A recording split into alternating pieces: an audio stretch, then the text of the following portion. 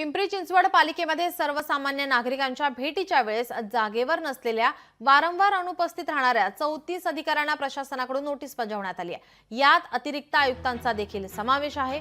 अधिकाऱ्यांच्या गैरहजेरीबाबत आयुक्त शेखर सिंह यांनी सामान्य प्रशासन विभागाकडून अहवाल मागवला होता। वेळोवेळी काही विभाग प्रमुख हे गैरहजर आहेत।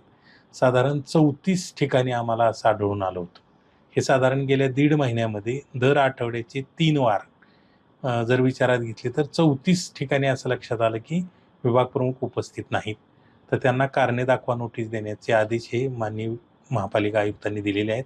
त्यानुसार आम्ही 1-2 दिवसामध्ये या नोटिसेस देऊ आणि त्यांचे खुलासे घेऊ। हेतू एवढाच आहे की वार आणि वेळ निश्चित केली त्यावेळी विभाग प्रमुखांनी कंपल्सरी तिथं उपस्थित राहून नागरिकांची गाऱ्हाणी ऐकली पाहिजे।